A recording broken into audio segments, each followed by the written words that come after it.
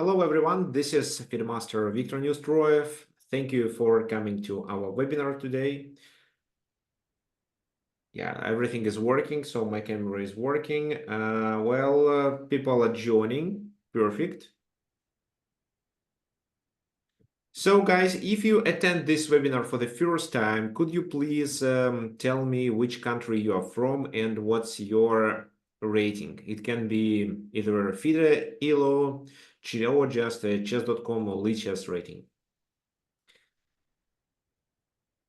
Okay, so this webinar is recorded, and tomorrow I'm going to send an email to everyone who registered with the homework as well as with the recording of this event. So if you're missing something, there is a chance for you to refresh your memory and watch some critical moments of the webinar once again. So today we are going to talk about critical positions. So what critical positions are, how to take these decisions there. Well, it's a very complicated topic, but once you will learn how to uh, recognize critical positions, so making decisions will be easier for you. Okay, please stop drawing on my screen. Actually, maybe I can. Yeah, next time I will disable this function for everyone. Guys, so on this webinar, you are okay. You can unmute yourself. You can ask your questions. Or you can use chat and ask your questions there.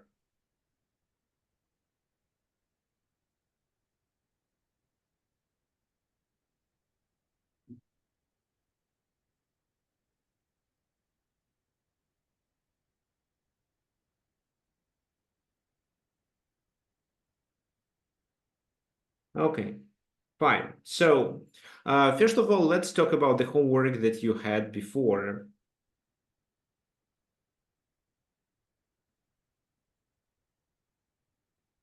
Okay, so people are joining.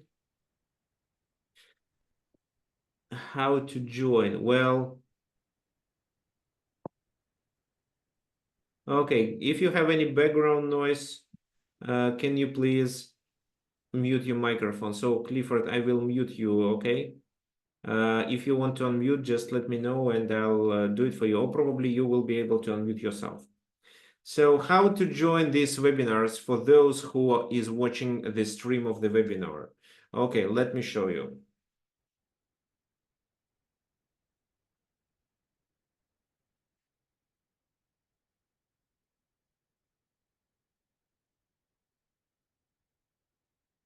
So it's easy. There is a there is a website where you need to register. So you enter your name, your email, and then click Save Your Seat. Then you get an email about the webinar. I sent two emails. One is one day before, so with the link of the webinar. The other one 15 minutes before we started the webinar. So register here. Well, I'm not sure that right now there will be a link sent, so you can message me at tricksofchess@gmail.com, for example. And I'll transfer this link to you by email. I don't want to put it in the chat on YouTube, for example, because last time I did, a few spammers came and they were doing inappropriate okay, so it's even hard for me to pronounce inappropriate things. Okay, fine. Well, let's check your homework. So if you remember, last time we were talking about how the bishops are superior to the knights.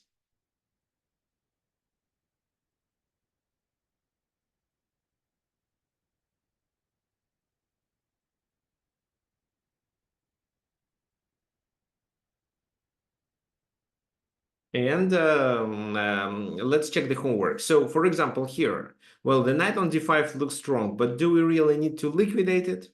Actually not, because this knight attacks the squares that are not important for us, at least not now. So if they attack our bishop, but with just a simple move bishop g5, we can restrict the knight. So only John was able to answer. Well, I sent the answers for the homework. So yeah, this move is correct. And this is a kind of a zogged one.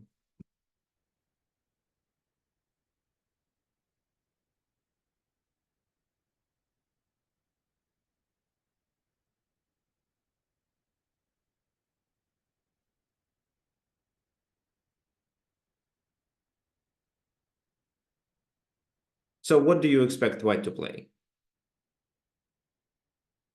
Because ideally, we want to do this and this. And once we are ready to play bishop f4, we will liquidate this knight.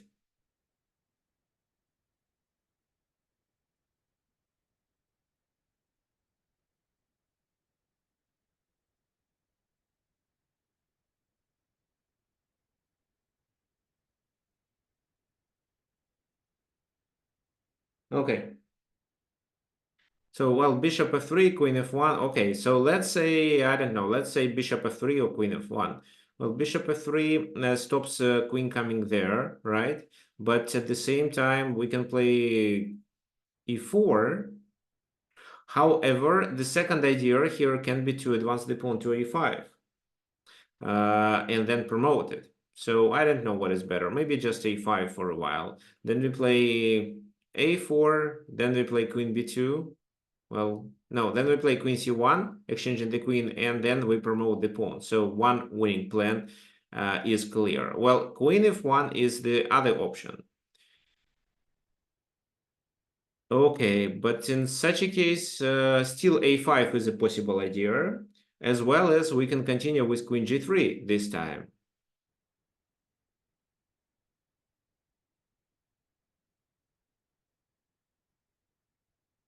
Probably here you may say that white wants to exchange the queens, like let's say this. Okay, we are completely fine with it.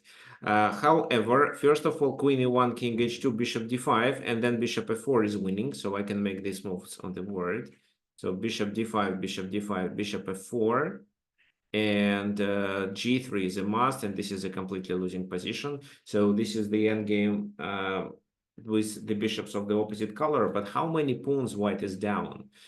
Also, I think h takes, king g2, and at least we can do this. And we're always ready to checkmate with queen f2, which means that the white queen is tied down to the f2 square. It has to defend to avoid a checkmate. But also, let's say queen g3, queen f3, just a simple queen takes f3 works. So then bishop takes, then, well, actually, no. I want to play a5. And now if queen takes queen, I can do this.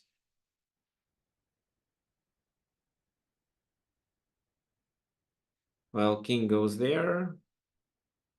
No, okay, let me change my mind. So what can I do here? I can not start with a5 right away. I will capture. Oh, now it's too risky. Okay, so my idea was to trap the king. So anyway, after this, the king is a little trapped. It can only move there. And with the bishop pair, I will just promote the far advanced pawn. I mean, a pawn which is an outside pass pawn. So in the game, it was queen g4. Well, queen g4 attacks the bishop, has some ideas of queen d7, and the game continued with queen c1. So king h2, right? And now bishop d5 was played. So, well, this is where white already resigned. Why? So, for example, bishop takes, check. Well, queen e3 maybe directly works too, but I want to avoid checks. That's why my next moves are checks. So g3, h takes g3, king g2. But this time there is no queen here. So queen d2 leads to a checkmate. And that's it. So here, black used his bishop versus knight superiority, as well as had in mind the idea of promoting the pawn or bringing the queen to g3 and playing bishop f4. The second example, I think, is more interesting for us. Well, I think, yeah, we stopped in this position. So this is the game fragment. Mikhail Botvinnik was playing against David Bronstein. And this is where I was asking you how white takes advantage of their bishop pair. So how white should continue. And what I realized, well, I don't fully understand what John had in mind. So John here said that, no. Actually, yeah, that's absolutely right. So bishop g5 and, yeah, bishop g5, and we are completely winning because they are in the Zogzwang. Okay, well, how exactly we are winning? Who can explain why this is a winning position?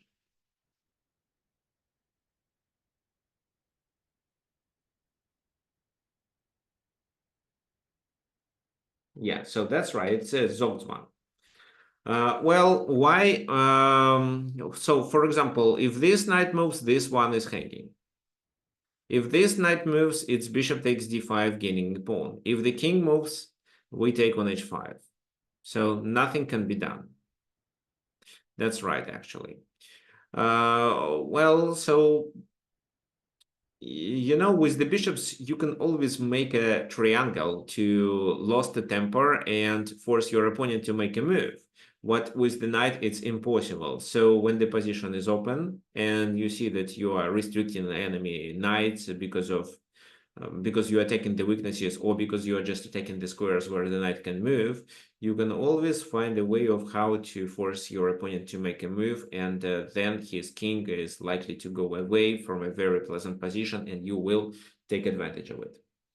Okay, fine. Let's talk about our today's topic. Today's topic is our critical positions. So who knows, well, first of all, what you guys understand about critical positions? How do you understand this phrase, these two words? What does it mean for you?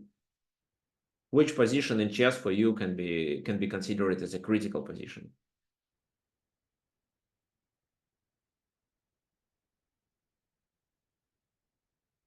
Well, okay, so there are several suggestions. So, for example, a closed position is considered to be a critical position. Well, I don't fully agree with it.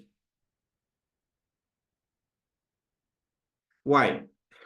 I would moreover say that in the closed position, it's easy to make a move because if you make a mistake, the cost of this mistake is very little because in the open position, your opponent can immediately coordinate his pieces and punish you for that. In the closed position, well, of course, it depends on the position, but such chances are much, much lower.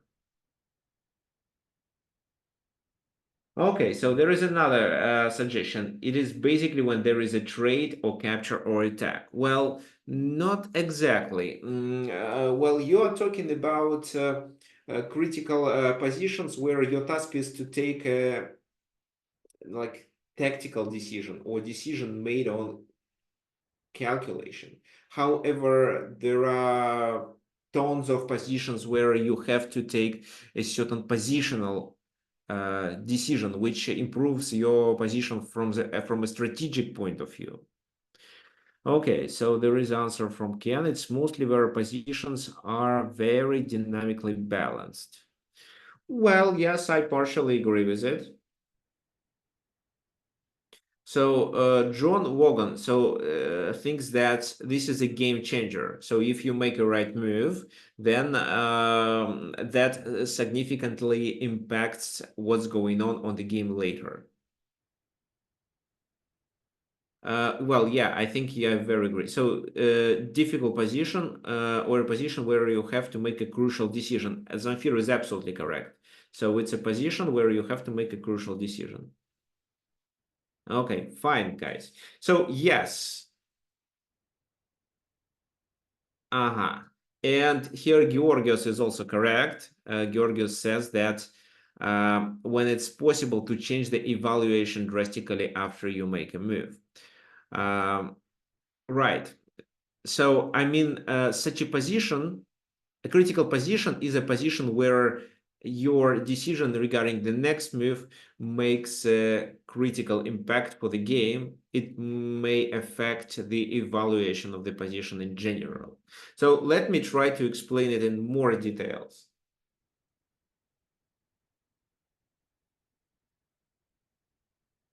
So again, so a critical position is such a position where we have to take a crucial decision. This crucial decision may start a combination, a forcing variation, or a very important exchange which is favorable for you. It can be very important pawn move, or even a decision to make a castling. Well, in just an ordinary position, both players has a choice of what they can do, so which prophylaxis move they can play. So just they develop their pieces, maybe they chase enemy pieces away. So, but in a critical position, the number of helpful moves is limited. Usually there are a few, but very often there is only one critical solution that you have to play in order to continue the game in your favor.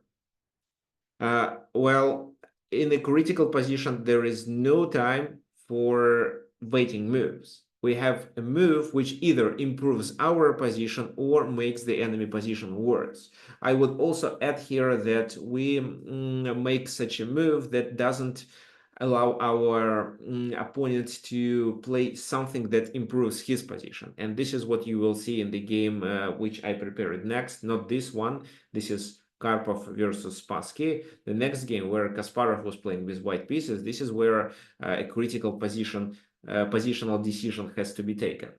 So in just an ordinary position, both players make moves, not really thinking what their goal is. So they just develop pieces, hide the king, accept logical exchanges. But in a critical position, the value of the move is so crucial that sometimes it does make sense to spend a lot of time in such a case. So how to recognize whether the position becomes critical or not? Well, first of all, you should understand that your and enemy forces are starting some direct confrontation, or if they are ready to start such a direct confrontation. Or, for example, if there is a certain material or positional disbalance of the position that you want to get rid of, or maybe you want to even take more advantage on this disbalance. So a player who takes a critical decision at the moment can be an attacking player or even a defensive side. I mean, he may take a crucial decision which allows him to succeed with the attack, or he may take such a decision which helps him to defend the position properly. So it's not about an advantage of one of the players. So if we want to attack, we're trying to stop our opponent to consolidate his position, to hide his king and defend his weaknesses, and also activate his pieces. In the second case, where our task is to defend, we are mainly trying to refute enemy immediate threats, as well as make the position approximately equal. So what do you need to learn in order, well, actually, we will talk about it a little bit later. Let's first talk about this position. So this is a Karpov versus Spassky game, and Anatoly Karpov had to take a critical decision. What do you think? What would you play with white in this position? Before answering, I want you to also pay attention to the black's opportunities. If it was black to move, what would they play?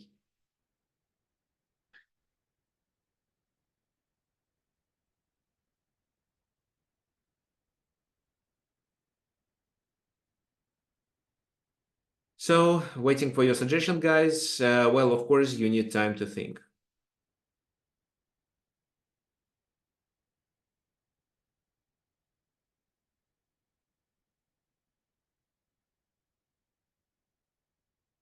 Okay, thanks for your suggestion. Yes.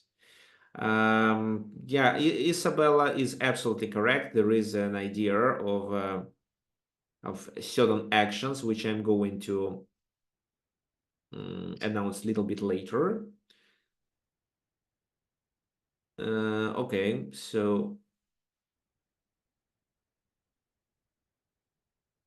yeah, so thank you. So okay, so Alex suggests knight d5. Interesting. Well, no, rook c4. Yeah, well, rook c4 is a kind of a threat, but I don't think that such a move provides black with any significant advantage. Okay, so thank you, Isabella. Let's wait for other people to suggest their moves, but you are definitely on the right direction. So you may consider about the alternative. You may think about the alternative for white in this position.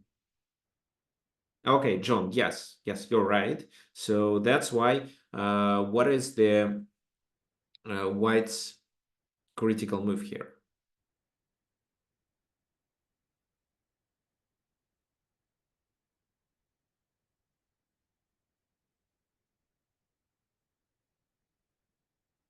Okay, guys, so let me explain it.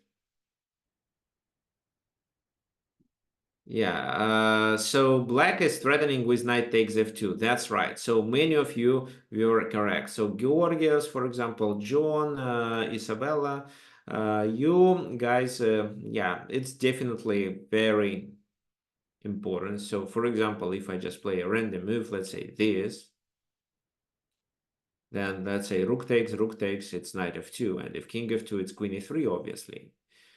Well, yeah, okay, maybe rook c1 is a stupid move. Okay, let me play this, but then it's still this. He goes there, and then what can it be? So it can be this, I think. But maybe first it does make sense to play bishop a6. What do you think about this? So the bishop has to be taken, otherwise white loses a lot of the material, and then this threatening with queen c2. So knight d3 doesn't work because of this, so but maybe knight h3 works.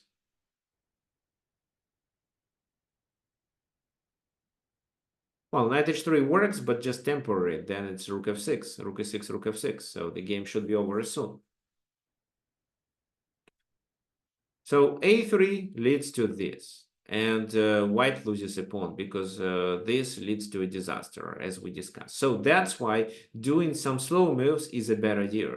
Many of you may say that, okay, well, if we have such a threat, you may just capture only 4, and with this way, you just liquidate the knight and you get rid of any problems. But that's not it. Well, of course, you can play bishop f4, and probably white is still better. They have a very good knight. So, for example, this, then, well, if pawn takes, it's rook d7, of course. So that's why queen takes, and then maybe queen a7. But if queen a7 is played, then it's d4. Okay, oh yeah, it's d4. So that's why rook d4 to stop it. So this is another critical move to play. Then queen c2, let's say, queen a7, queen b2. Well, they cannot take the bishop because the rook is hanging. So it's a bit unclear.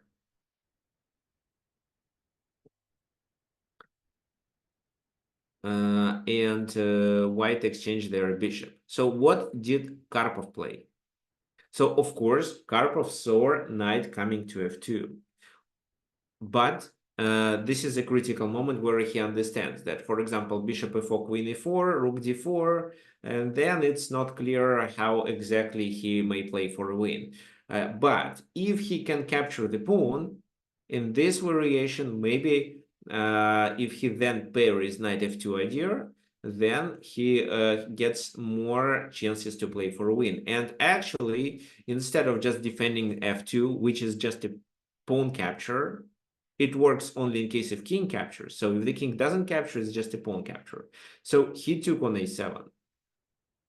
Of course, black reacted with knight takes f2, but knight d5. So this is the move that he had in mind. And then he realized that there is no danger to his king. Why? Because in case of bishop d5, the queens are exchanged and the king cannot be attacked without a queen. In this position, it's almost impossible. Well, what else? Just moving the queen doesn't make much sense because a3 is already protected. And where to move the queen? If, for example, you move with the queen, let's say to e5, it's queen takes b7. So white is fine to sacrifice this rook, but capture the knight. With such a knight in the center, they are likely to win. For example, if you play queen b2, what comes to your mind? What do you think is the best move for white in this position?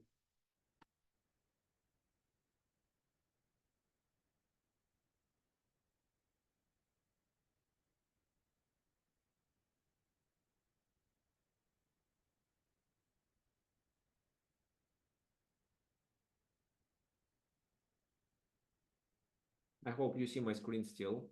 I have, okay, so yes. Oh, I see your suggestion, guys. Yes, with knight e7, you win the exchange, so if they take, it's even a checkmate. But if they don't, you gain actually a rook, not an exchange. Yeah, that's right. So that's why after knight d5, the queens are exchanged, right? So if rook e7, it's just, which move? Rook d5, I think. Yeah, it's rook d5. Ah, my volume dropped. Significantly or not?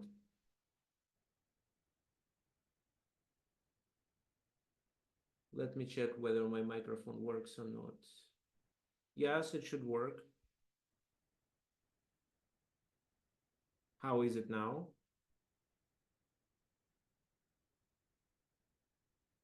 Let me check my settings. Just a sec, guys.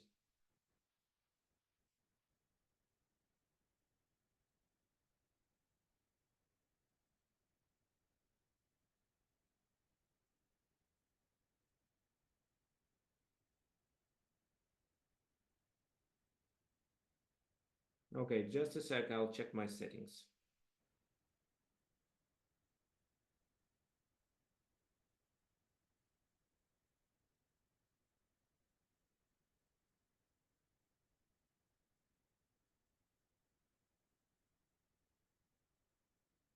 And so while you are thinking, I want you to calculate rook d5 move and then evaluate the position.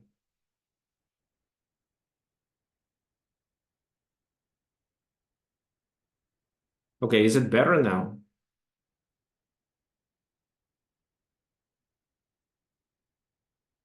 Okay, thank you.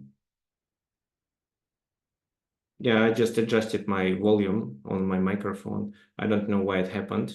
I had some issues with my second monitor, but now everything works. Okay, well, yeah, rook d5, rook e3 is a blunder because we can capture there. So that's why they need to escape with this knight, obligatory. So knight g4. And then it seems after rook d6, for example, we are completely winning. So here, rook b6 is a threat. We have two pawns on the flank. It should be winning, especially supported with such a good bishop. Okay, so that's why they shouldn't take. And this is what Boris Spassky realized. As the result, he took there. What now? Well, if the queen moves away, for example, well, queen e8, well, queen e8 doesn't make sense here, I think. Then what? You take on d5, but no, if you take on d5, they take on e3.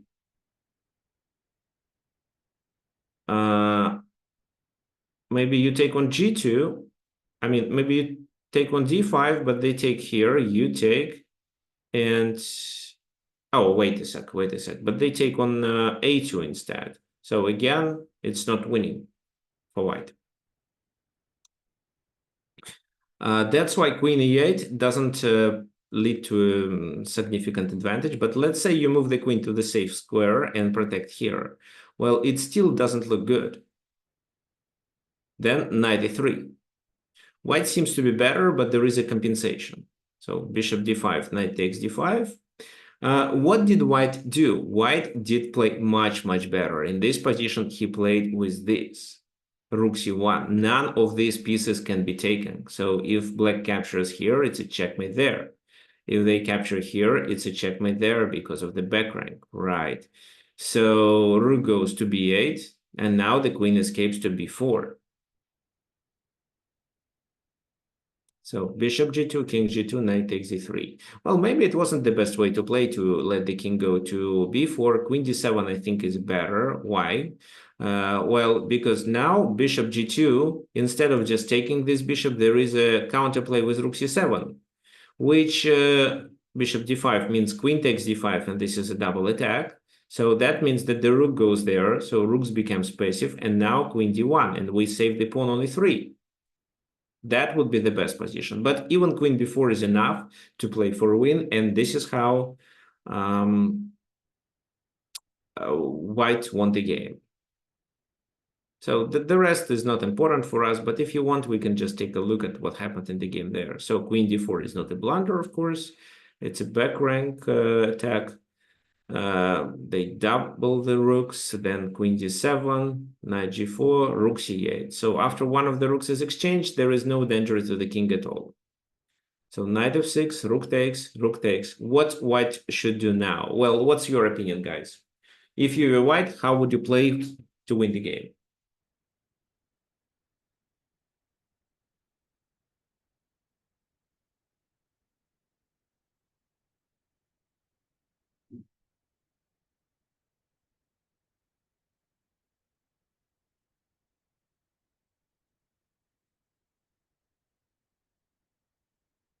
So, waiting for your suggestions. Please send it as a direct message. It would be better.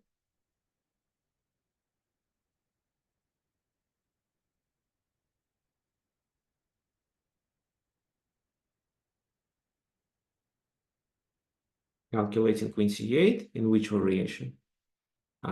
D8, in which variation queen d8? Queen takes e8. You mean queen takes rook, the knight blocks, but no, you don't promote there. So yeah, that's right. You should just move the queen, attack the pawn, try to create a pass pawn on this side. So queen b7, well, queen b5 is playable too, but queen b7 is better because you also have an idea to deliver a check on the back rank. So rook e6, they defend, check, which pins the knight, and now let's create a pass pawn. Now they unpinned, but after queen b7, they, let's say, play something. H3 is not important, but anyway, it was played. Finally, a5 takes, and well, nothing can stop this pawn. So they play rook e6, a6, and knight c7. Yeah, it's completely winning. So if queen takes, rook takes, and this is a winning position too, but it's more complicated to win because of the ideas of building the fortress. That's why a7, they play rook e7, so they are always ready to take on e8.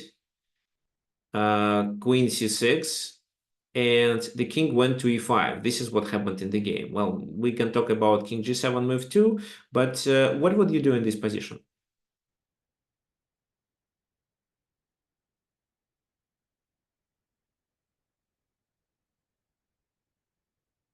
No, again, so queen c7, rook c7, a8, it's a winning. It's winning, right? But what about the fortresses that black can build? Maybe you can suggest anything else? Maybe you can find a way of how to force black to sacrifice the rook for the pawn.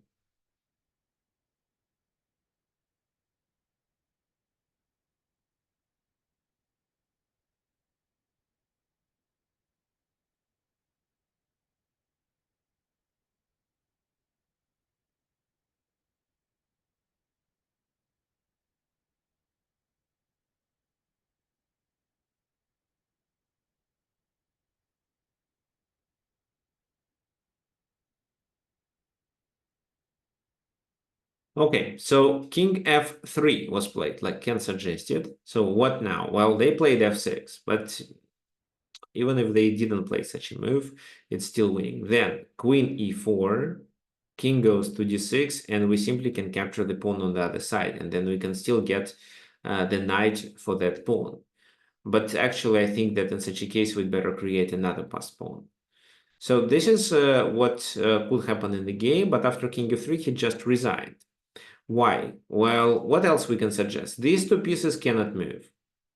It's obvious. They can either move pawns or the king. The king has d4 square, but then it's queen d6, knight d5, and a8.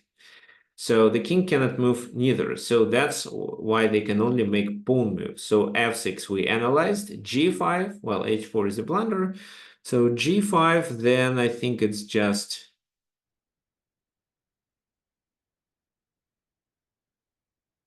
queen c5.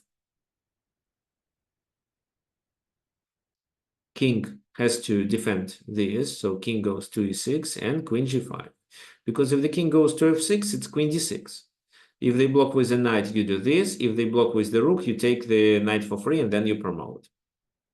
So making king f5, king e5 was a better idea. So probably king g7 should be played. What would you continue in that case?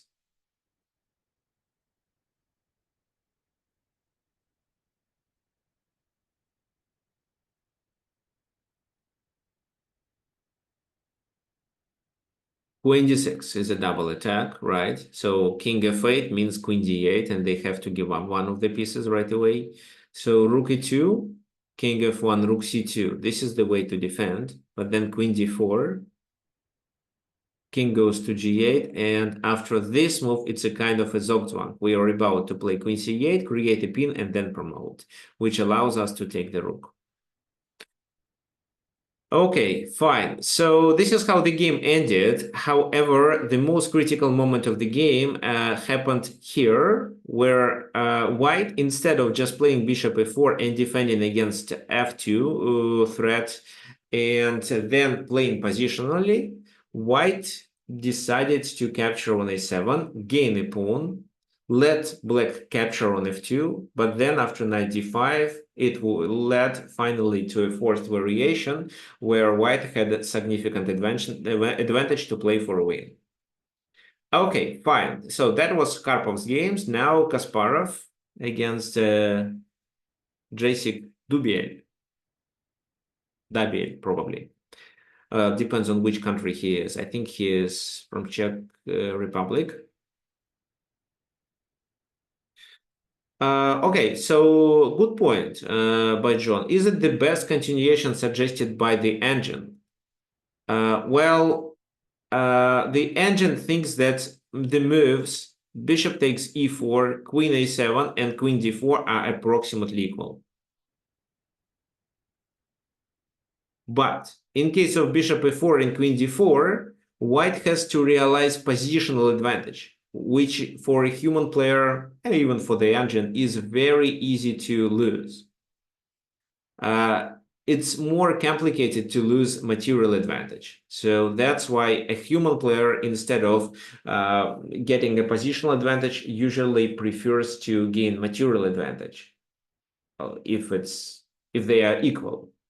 So by taking the pawn and by playing bishop e4, the positions are approximately equal for white, and white is slightly better, but well, queen a7 gives a pawn, which is easy to convert, to capitalize on in the endgame. Okay, fine. So let's continue with the second example. Take a look at this position. So if at the previous scenario, when Karpov was attacking a7 and Spassky was attacking the pawn on f2, we could come up with the idea that there is a direct confrontation, and that's why this position is critical. What about this case? Why this position is critical? Who can tell me?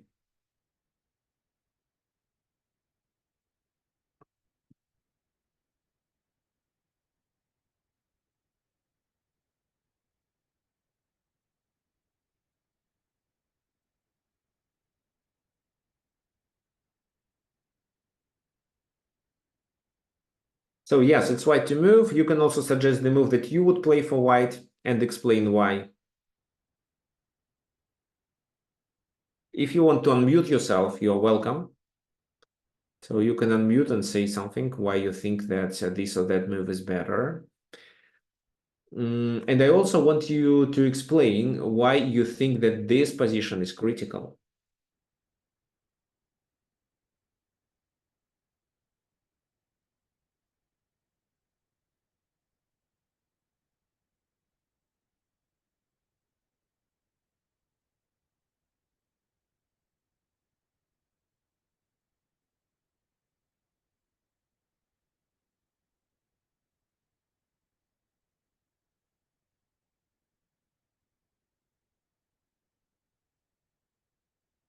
Okay, so guys, you are mainly all absolutely correct. Yeah. So, but anyway, I'm sure that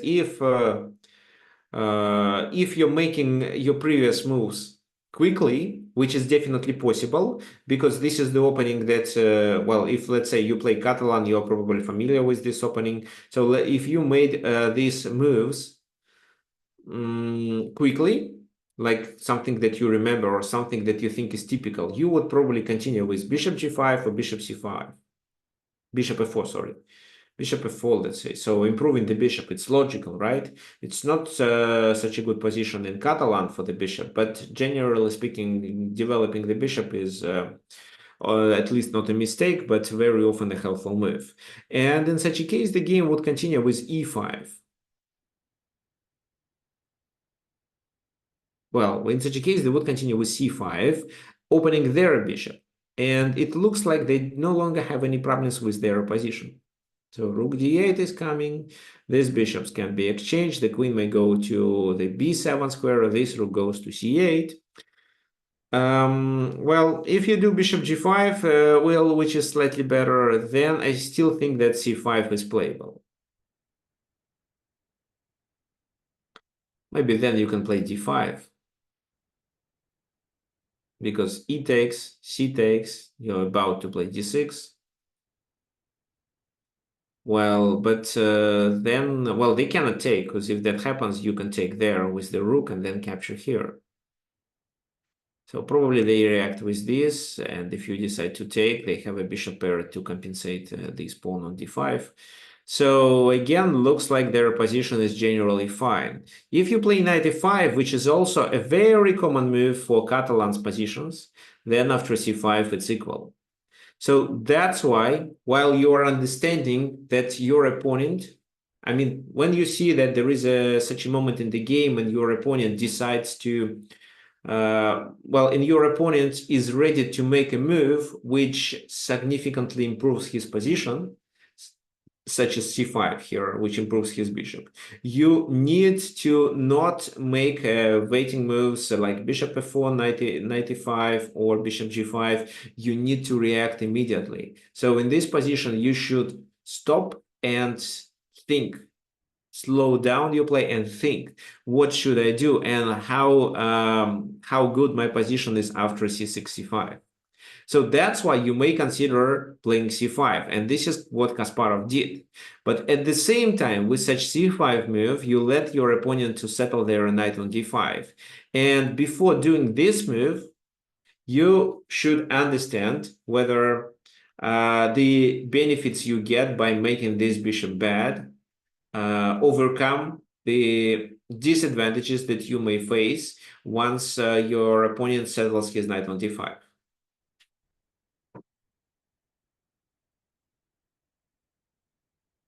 So here Kasparov understood that, okay, so knight goes to d5, it's good. Well, but with c5, I can limit the bishop as well as fight for the d6 square and probably try to get my knight to d6. That's why rook d8, bishop f4, knight goes to d5. And what would you suggest? Should we let them take? Or should we move it somewhere? Or maybe you have anything else in mind?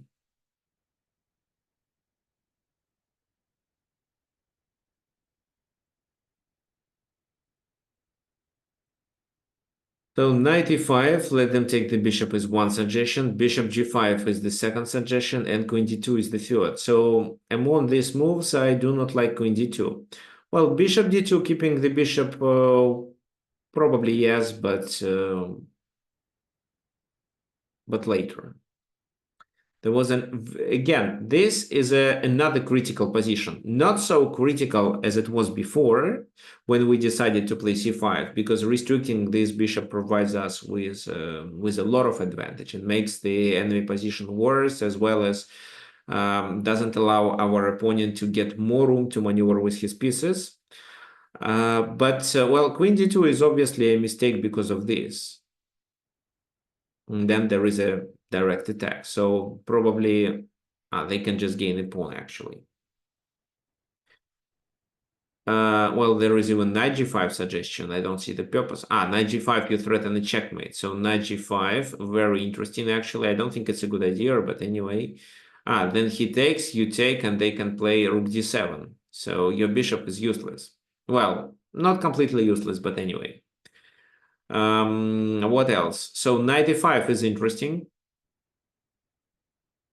Knight f4, g takes f4. They probably play something like, not sure about f6, but maybe just b takes c5, d takes c5, queen c7. Yeah, there is a long-term pressure, but let's say they achieve something like that, then c5 can be a weakness.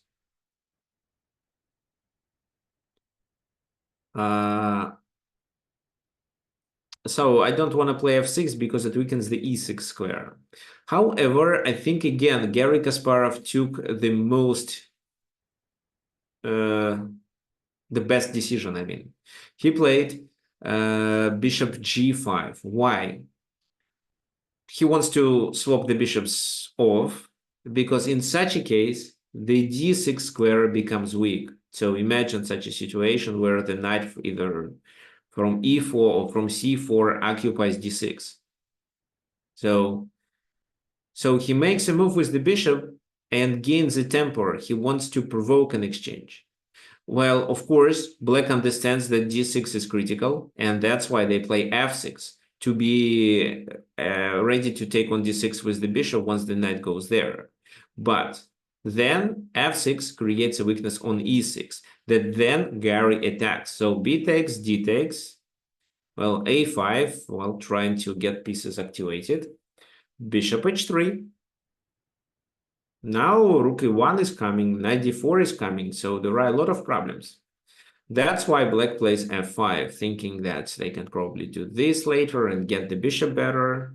So bishop g5 was mainly to provoke f6 and create a weakness. So rook e1 attacking here, bishop f6. What would you play?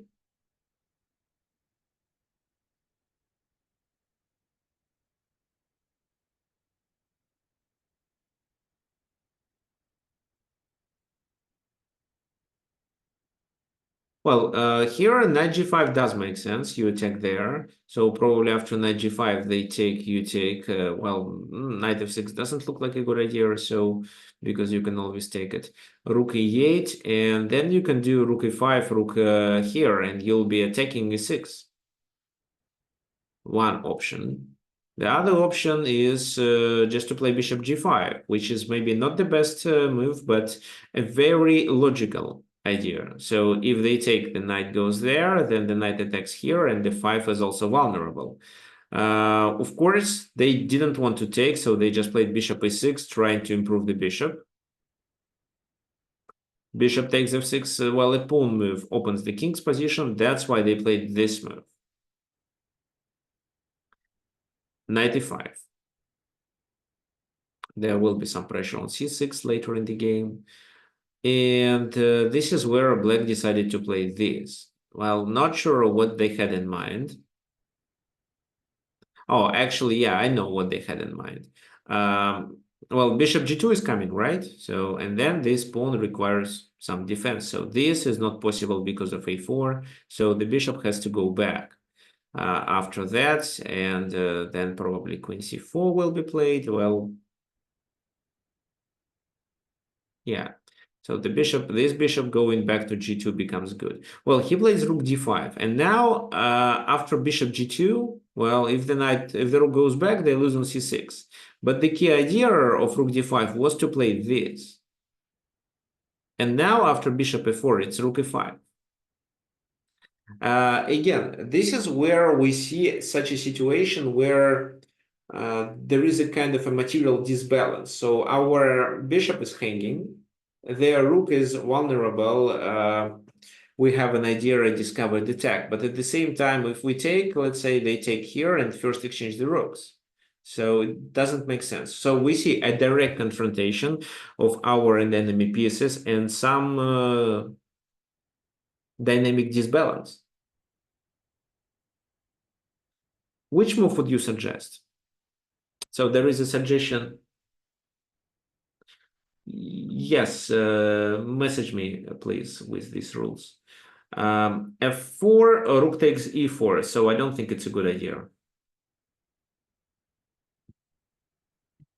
Yes, so Saksham, please message me with the rules that, in your opinion, identify.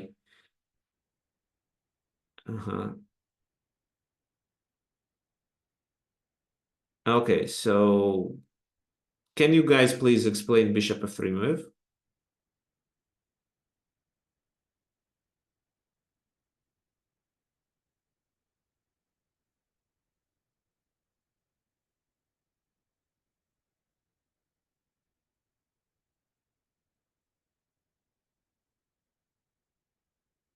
Yeah, so it still keeps pressure on c6. Okay, so the bishop has to move. We do not have a tactical strike at the moment. Neither f4 nor another bishop retreat doesn't make any sense. And bishop f3. Well, why f3? Why not here? It's a kind of a prophylaxis. Well, bishop g2 would work too, but bishop g2 is much worse than bishop f3. So here we leave the king. We leave an escape square for the king, at least. Then we control the d1 square, which may be decisive in case if we decide to attack with our rook, the queen being on there, and if our queen is not on c2. And we also control the e2, which is maybe not so important, but anyway. So rook takes rook, rook takes, king f7, queen c3. Well, they played bishop b5, queen d4, trying to invade to d6, but they play queen d8, and we don't want black to build a fortress. We don't want them to exchange the queens and defend his weaknesses, so it's better to keep the queens on the board. Queen f6. So here black has a bad king, a weak king, a bad bishop, and a lot of pawn weaknesses. So even a5 can be a weakness. Now, what do you think white should do to take advantage of these weaknesses?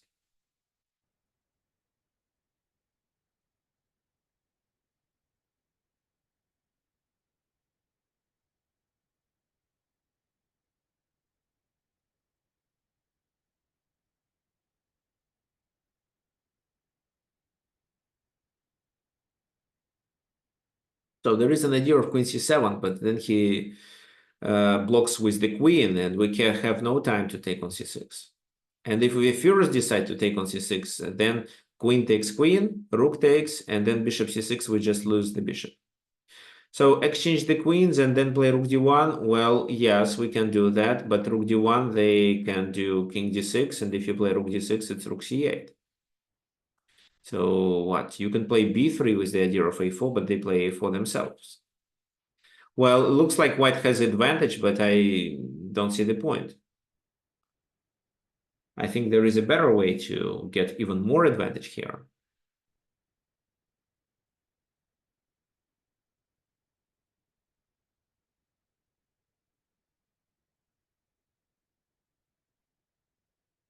So queen d6 first, but the queen was already on d6. I think they can just react with queen d8 back. So here queen f4 instead. Why instead? So with queen f4, you are threatening with this. If, let's say, they decide to take the pawn on b2, which is, of course, possible, then we can play with this move. Bishop has to move, so probably there. And then queen c7 comes. king goes to f6, let's say, queen c6, there is a problem with this pawn.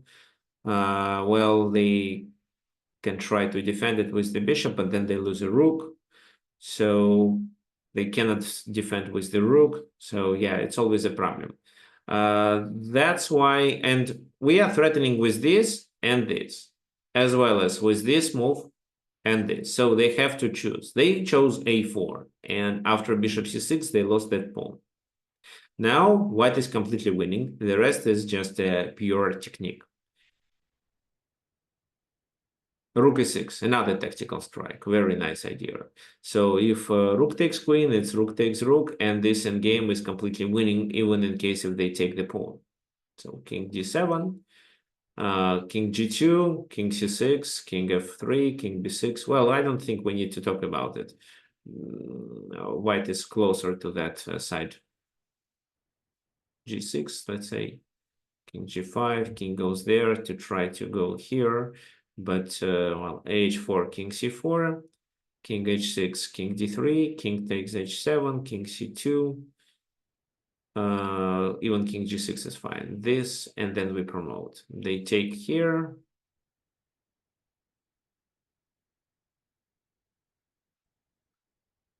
At the very, well, at the very last moment, we can sacrifice the queen and promote the other pawn at least. Well, it's obviously winning. So that's why queen d7, but rook d6.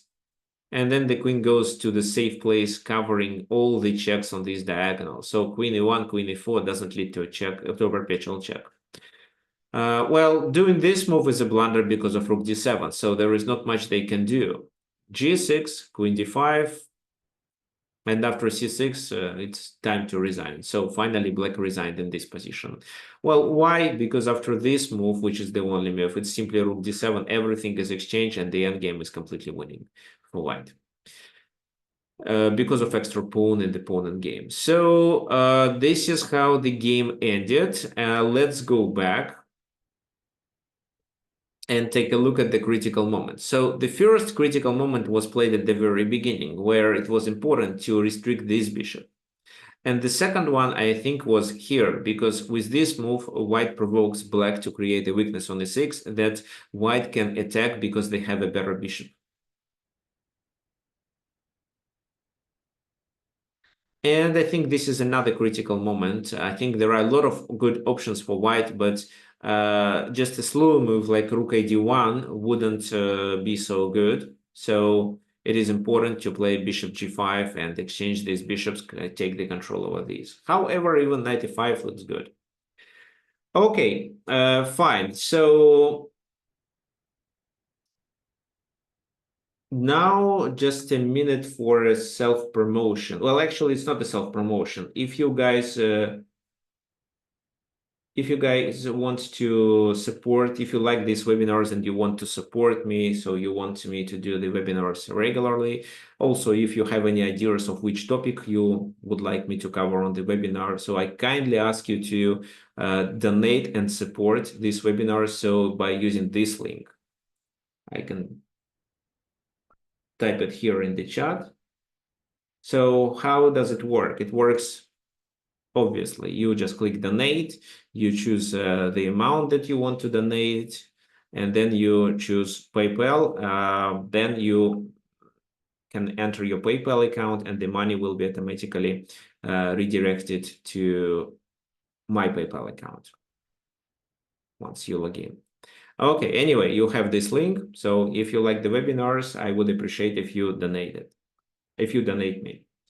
Okay. Let's continue. So because today we have what? We have one more game and then we will play. Your task would be to take advantage of, yeah, realize your advantage. So the game that I would like to continue with is between Ulf Andersson and Zenon Franco Ocampos. Again, so white has to take a critical decision. However, it doesn't seem that this position is a critical position.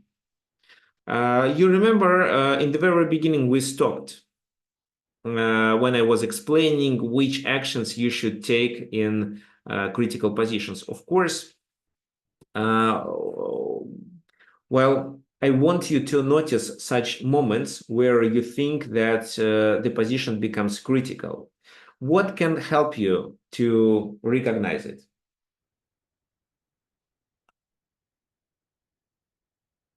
So what can help you to recognize these critical positions? First of all, experience. You really need experience, and you really need to understand what you are doing in the opening and what types of the positions you are about to achieve. Also, a certain knowledge of patterns, which may help you to decide the concrete actions that you should take in a certain type of a position. So yeah, experience and patterns mainly. Also, you have to take into account all other factors that exist in the current position. For example, if you see that your king is in a danger, uh, or it might be in a danger, so it makes sense to castle, for example. When I play the positions I'm unfamiliar with, I sometimes delay castling in order to save a temper and do something helpful, something which will be helpful for me in the future. And well, then I can castle later. Uh, and my king still will be safe. But this requires also a good calculation ability.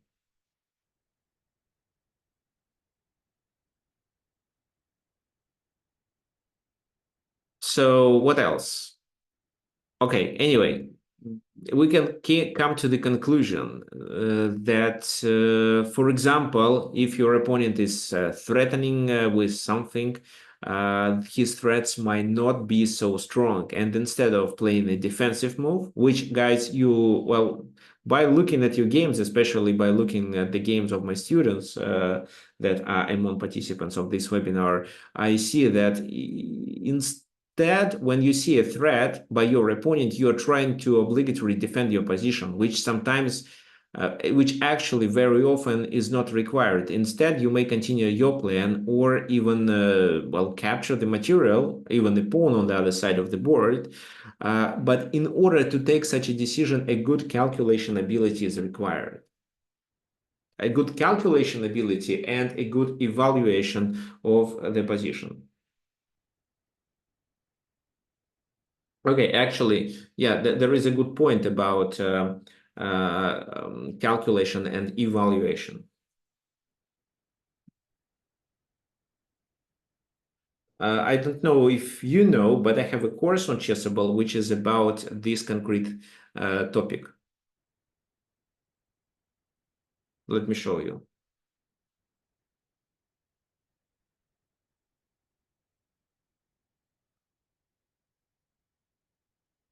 So course info, it's called Evaluate Before You Calculate, a step-by-step guide. So if you want, I can also send you the link here. This is about the improvement of your calculation ability. And this course also teaches you to evaluate the position. And based on the evaluation, based on the advantages and disadvantages that you and your opponent have in the current position, you will understand which exact candidate moves to consider. Okay, so the link is here. Anyway, now let's continue and talk about our current position. This is, yeah, the fragment from the game between Anderson and Franco Campos.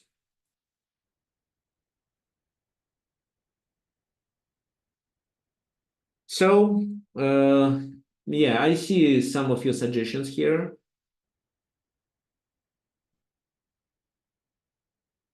Okay, so good point by John. Yes, I think you're right. This is exactly what happened in the game. What else?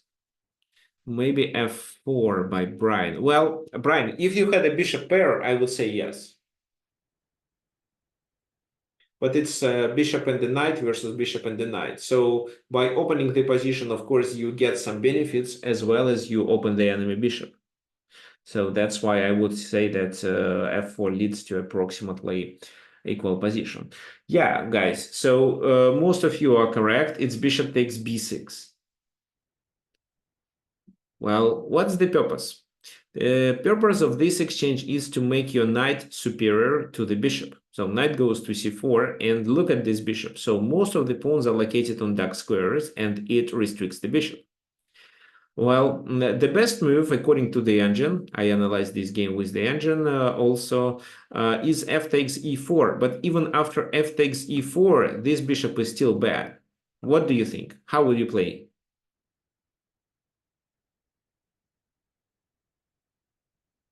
Who can tell me how to play here?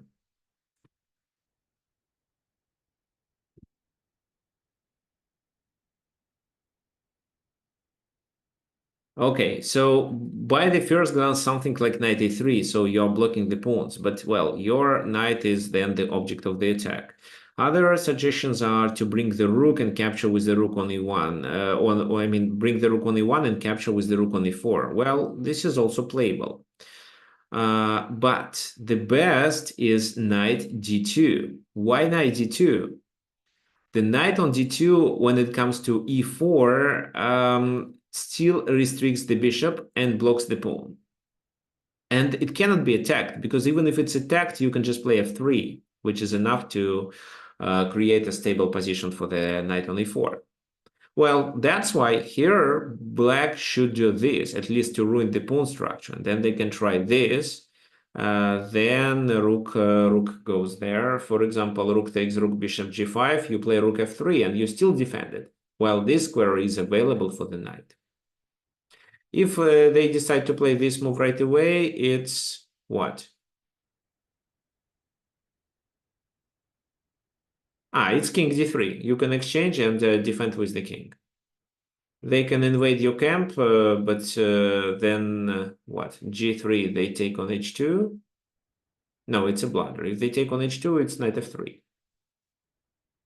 And after rook h5, it's g4, so they lose the material.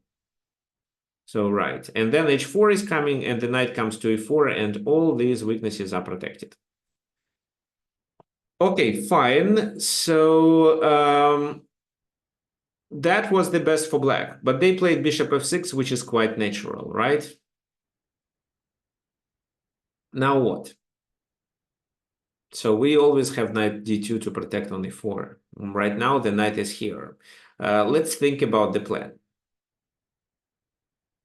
It's not a critical position, so you may play any other move, like rook h e1, rook a to d1, for example, and you are still slightly better. But what else?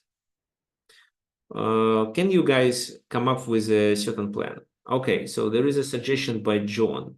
So this, and then rook a to e1. Well, John, what's the purpose? They just play rook h to e8, and they have enough defenders of the e5.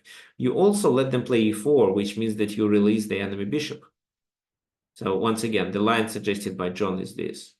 Then this rook, well, I would say maybe the other rook. But then they can play this, and e4 is also playable. So no, definitely not. If we want to have some advantage with knight over the bishop, then we'd better keep the bishop closed.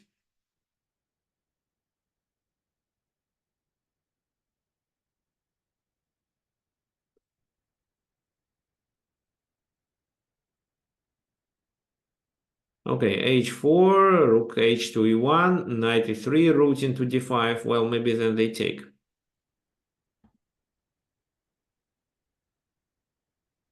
So, James, do you want to say anything?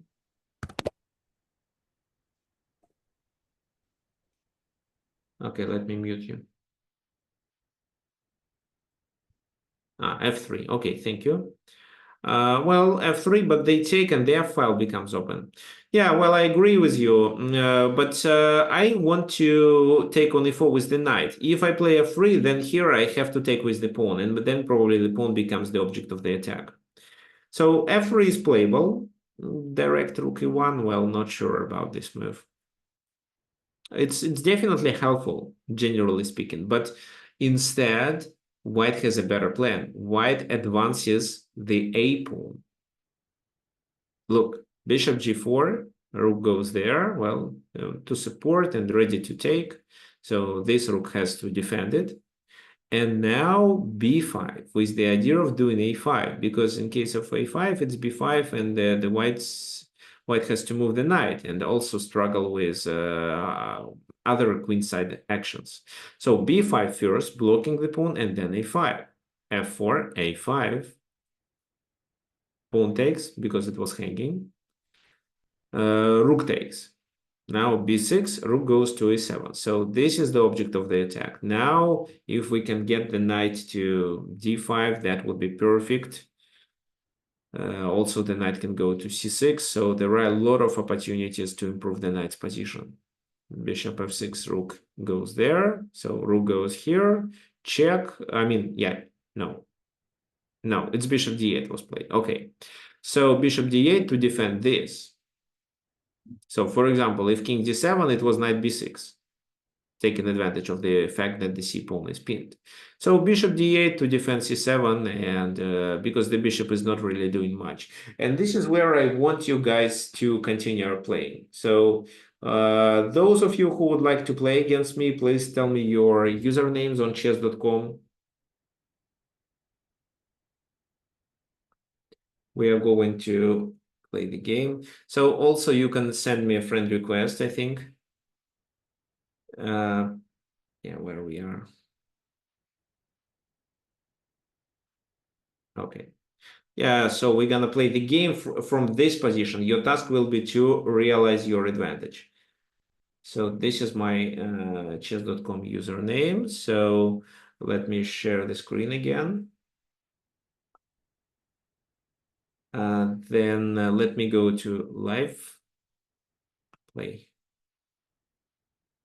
So it's custom, custom positions odds, 15 plus 10, then fin. Let me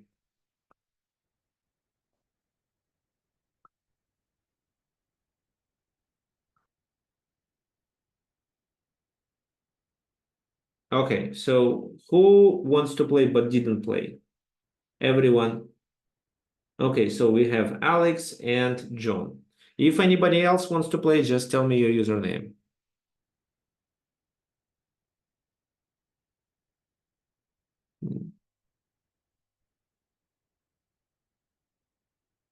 And I'm playing with black pieces. So it is important to make a move within a few seconds, the first move. So Alex, please think about the move that you would like to play, and once I click play, you should be ready to do it. So the link, also there is a link here.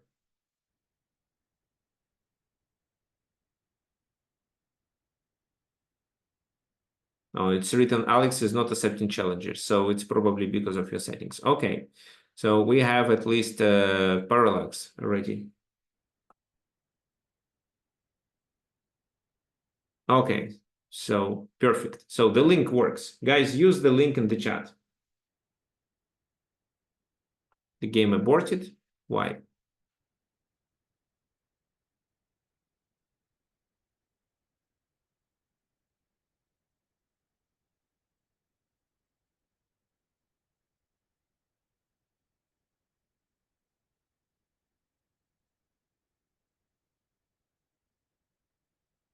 Okay, perfect.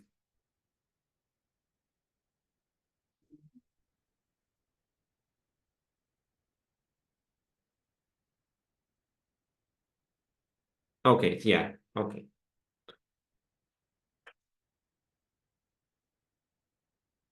So use this link in the chat, and then you will be able to start the game. But remember that you have a few seconds, I mean, about 30 or 40 seconds to start the game. Otherwise, it's automatically aborted. Okay, so I have no other move. If I go king b7, it's a checkmate, so I go king d7. Knight goes there. Okay, what's the goal? The goal is to improve the knight, probably to c6. Let me do this move. Rook a7.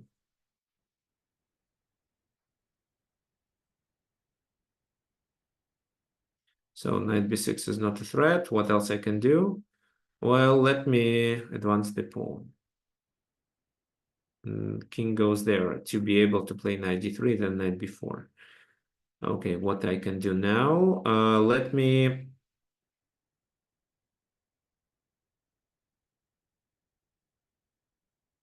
Well, f3 looks interesting. Rook b8. What's the purpose? The purpose is to capture there. Okay, very nice idea.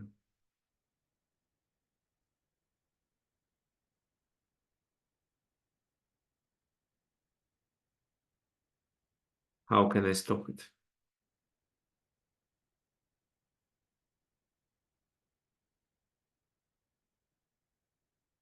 Maybe I can try to attack on the other side. Okay, g3. Yeah, well, of course, I wasn't expecting my opponent to make a blunder. What I can do now? This. Right. And then this.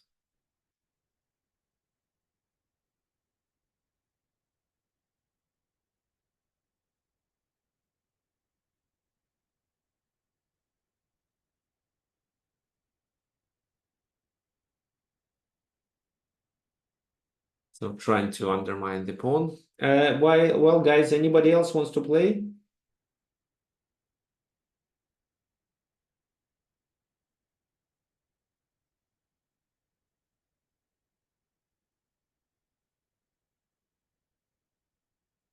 Okay, finally, Alex joined us. I have 3 games. So I can get a few more players. Use the link in the chat to join our Simon. Okay, rook e8, king d8 is a must. G takes f3. Okay, then, well, okay, Peter joined here. Okay, take. Okay, then. Well, okay, let me take. So king goes there.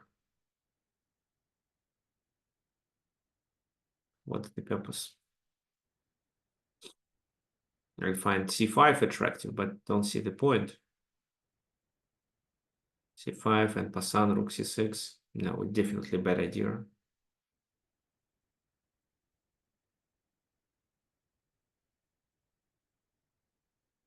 Okay, let me stick to the same strategy. Okay, yes, so I was expecting it. It's not a surprise for me.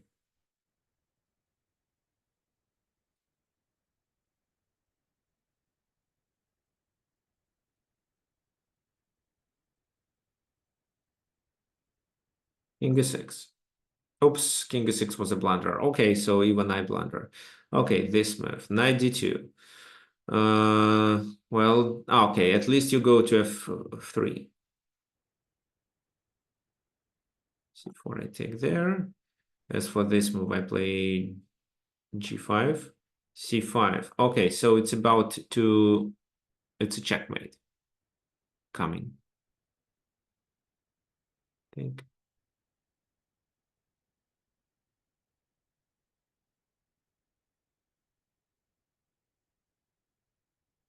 Okay, it looks like it's a disaster.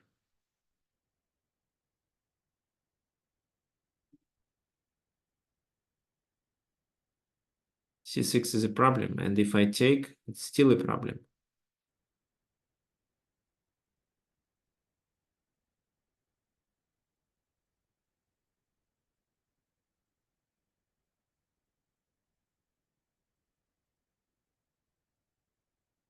So I have to escape, but it still doesn't look good. Okay, knight g5. Knight c7 is a threat, kind of.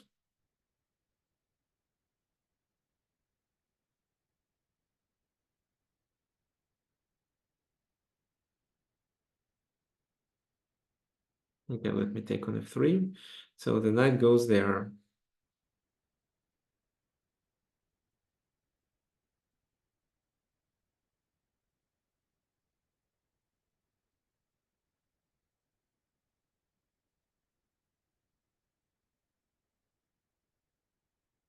Okay,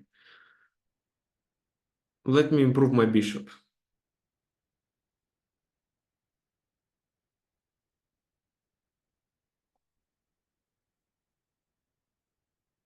Rook b6, very nice.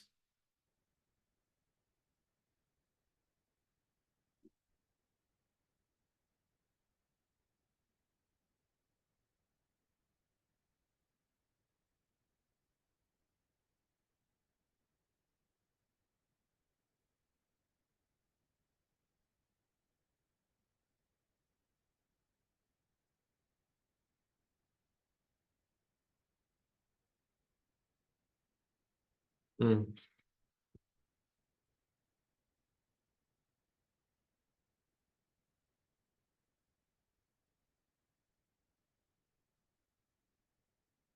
Okay, let me escape. King c4. Okay, king c4, bishop c5. This. Yes, I saw that. King d7. Right. So b6 is coming.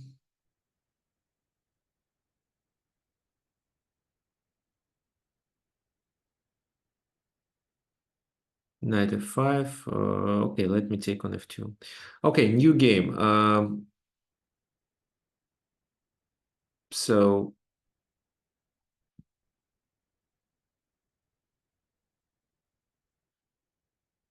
this is a new link for you guys.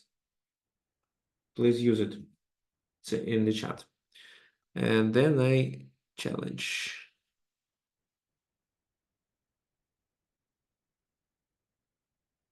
Maybe it was my move.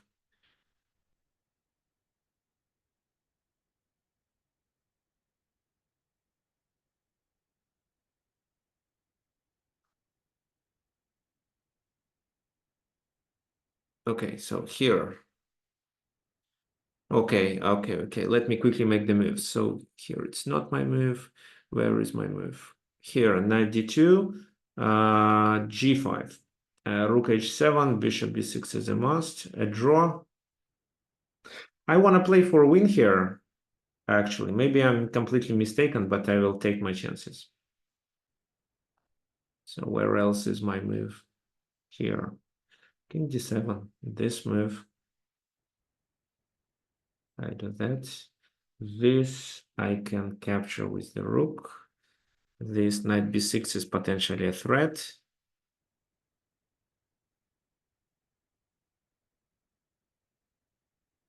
So let's do f3. Rook b8.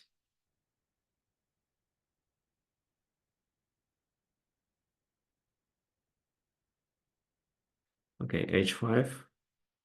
This. f2. King goes there. So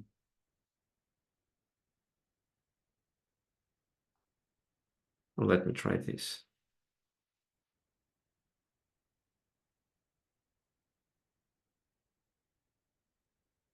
Okay, I don't know how to play here, but let me try something.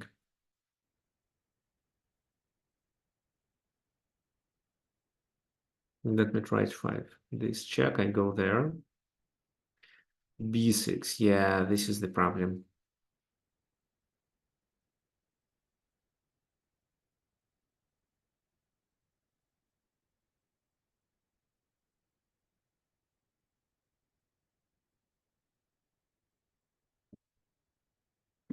Knight goes there. So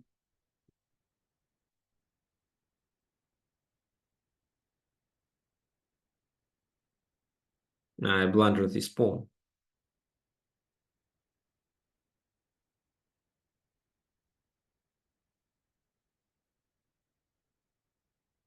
How do I win in such a case? Oh, this is where I lost. That was a losing game. And this game was aborted for some reason.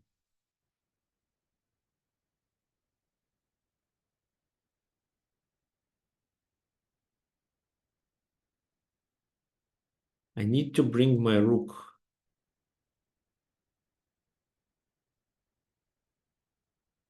Okay, let me do this long scenario. Rook a8. c7, well, I have to resign, I think.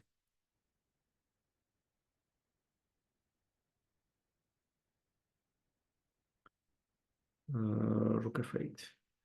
Take.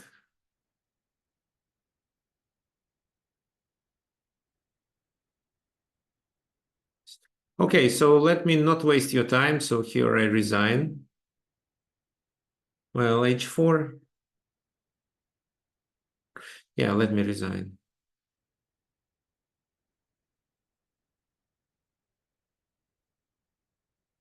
What else? Well, this is where I am lost. It's a checkmate, actually. Very nice. Yeah, okay, what's then? Knight e6. Oh, bishop e3. Rook goes there. Let me take. f3. Mm-hmm.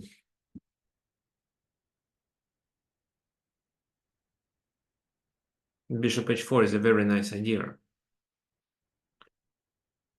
What else? This is okay, knight b6.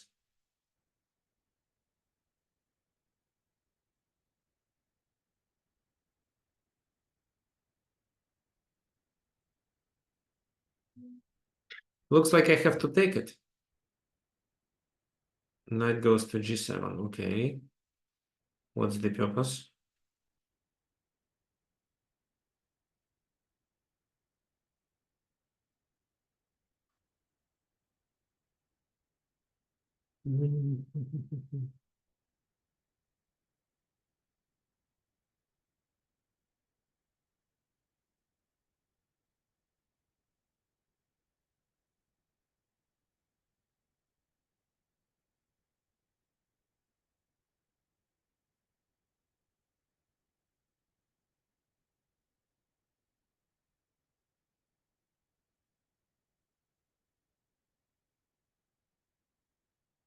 Okay, this move. Now what? Knight b3. Well, I still think that this check should be delivered. Knight goes to f5. If I deliver a check, it's this. And I can deliver another check, but the king goes there. Okay, so bishop c5 is a must. Here, take. So rook takes f2. King goes there. So let me activate my other rook. Rook b8, of course. b6 is coming.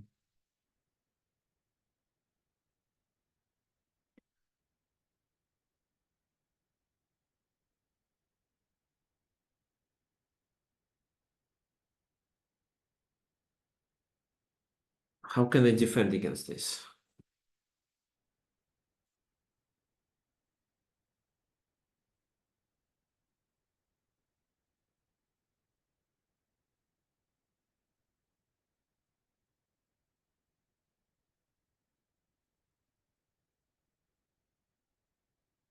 If I do this move, it's rook c7. Rook b2.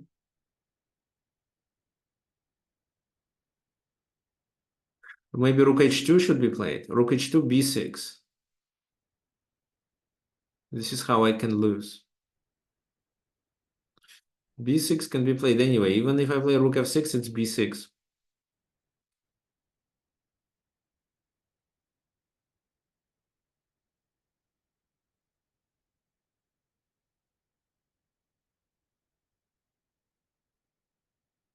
Well, yeah, it doesn't look like I can save this game, but let me try. King e5, of course. Okay. So let me take. Oh, I lose my rook. Oh, that was a blunder just. Oh, guys, so today you are doing well, or maybe I'm doing really badly. Okay, Peter, so I don't think I have any chances. So you win.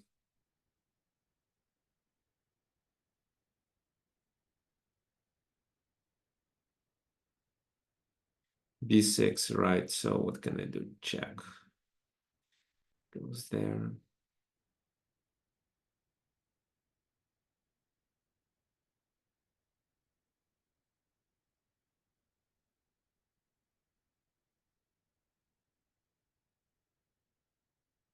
Let me take the c pawn.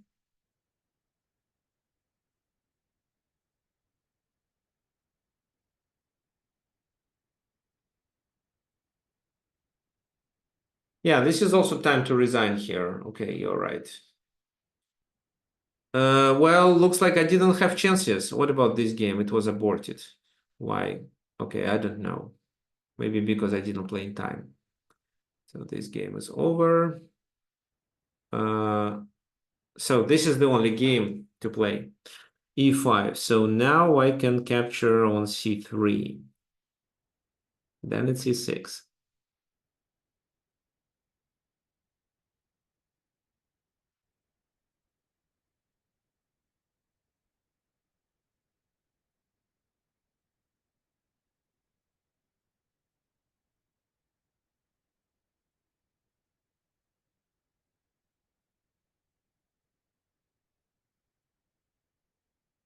Hmm. It's even this.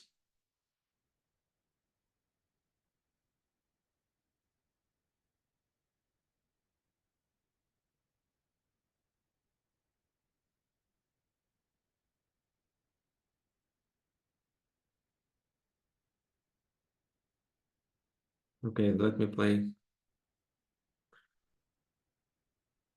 this move.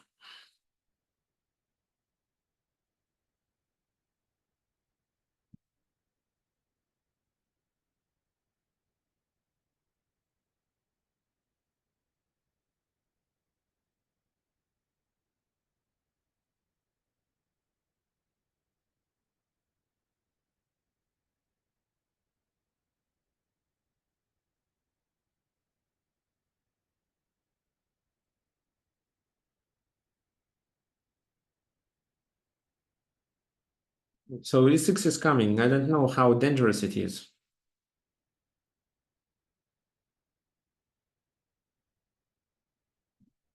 I can play this move. King G6.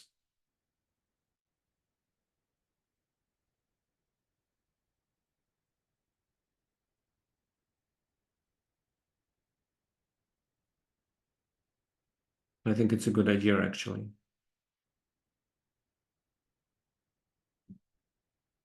So, and then E6, King E6, 94 is a problem. So I'm going to play C5.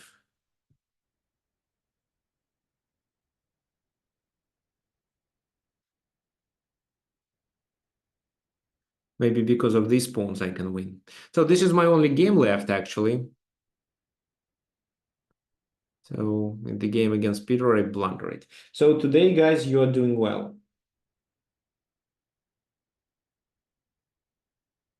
King takes pawn. Okay, fine. Ah, but no, it's not fine. I just take the knight.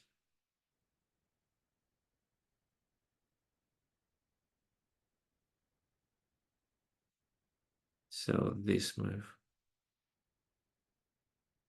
Okay.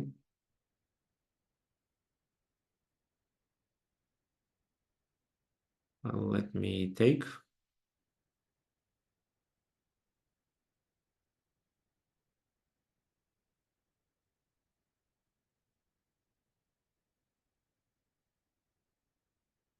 Check.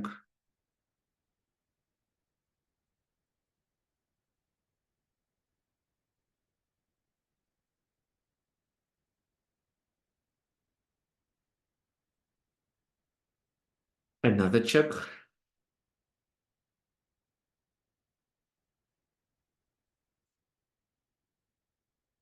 Now bishop c5. No, well, I have extra bishop, so it's not about two connected pass pawns. I have a bishop that I can use. And now, well, if I play this, it's h7.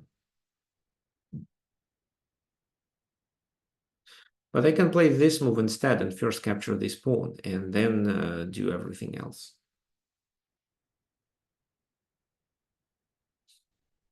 Yeah, rook g1 was good, but then we promote simultaneously. With this move, I stop promotion. So king e6. There is no rook d6 move. So I take. I don't think you have any chances here.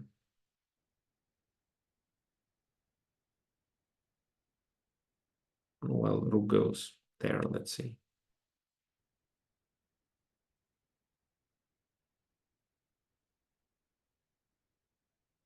Alex, it's over. Actually, which country you're originally from? It shows Bulgaria, but I don't know whether you're from Bulgaria or not.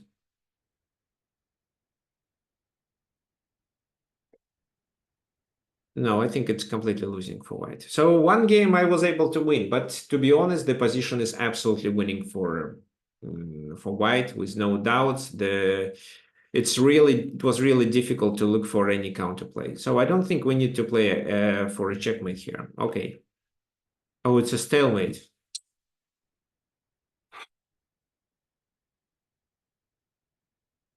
How did I miss it? It was really hard. Okay. Nice idea. So yeah, Thanks. the idea is nice, yeah, but well, so just any move wins, even c3, let's say. Well, yeah, because you see, guys, it's very important to not relax until the clocks are ticking. So until the game is over. So while the clocks are ticking, you are trying to do your best and you're paying attention to everything what happens. So unfortunately, that was a stalemate. Okay, even here I could play something else to avoid it. Probably c3 to let white play king d3 move. Okay, fine. Let's continue with the analysis. I am from Romania. Mm.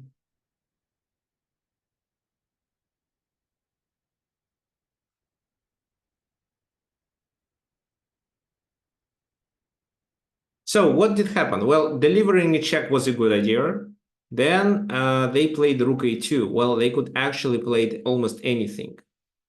In this position, instead, well, this move was really perfect, and many of you played it. What else? Oh, just anything. Well, this move was played instead, rook a2.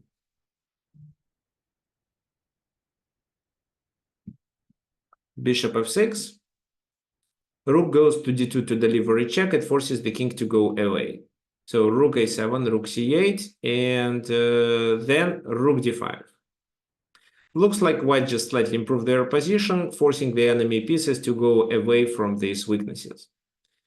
Now, king e8, just h3 as a waiting move.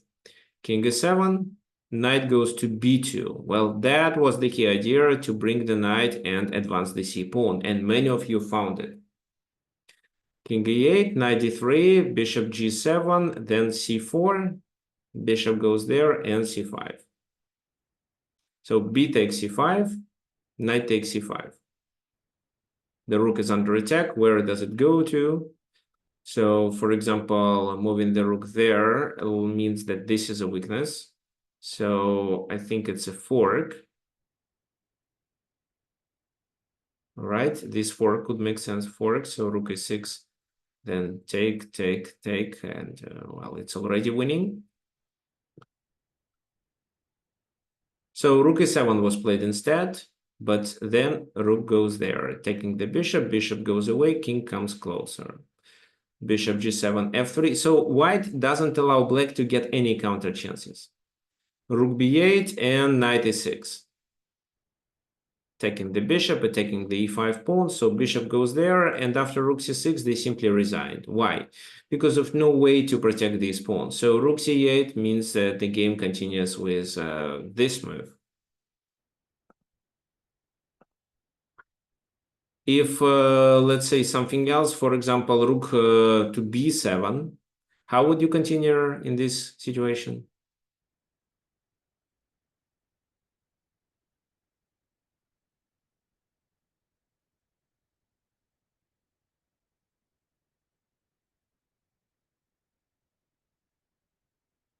Rook d8, yes, it's rook d8, king f7, and rook f8.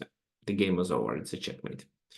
Right, so that's why after rook c6, white resigned. So once again, let's repeat. And actually, yeah, I have a homework for you. Let me open it. Let me open and I can show you.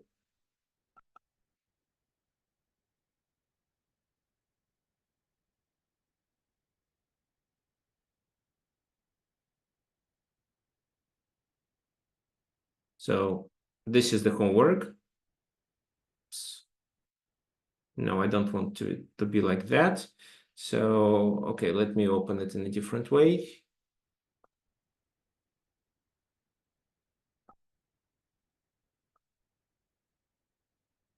This is the homework. So how to play in critical positions. These are two positions that I ask you to work on. In the first one, it's black to move, and black has to take a critical decision because they can be a pawn down. And in the second position, white is down the exchange, right? But look at black pieces. There is a rook on h8 trapped.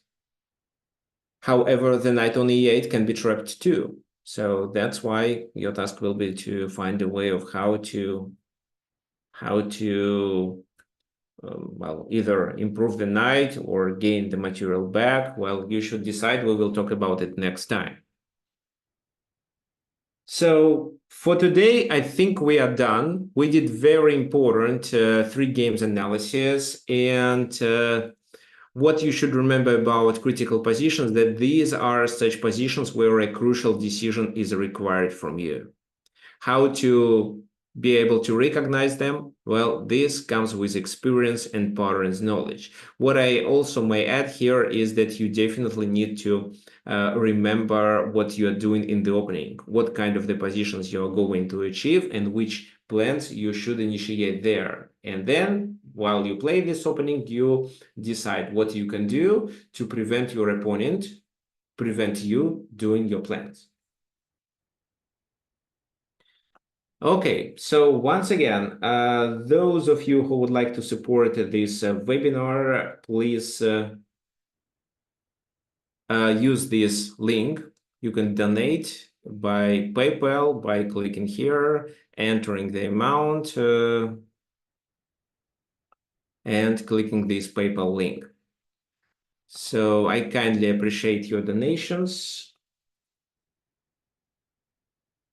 The link is here. For today, I think we are done. If you have any other questions, you have any suggestions, please message me at tricksofchess@gmail.com. So, you can send the homework to the same address. Well, so see everyone next Sunday. Bye-bye.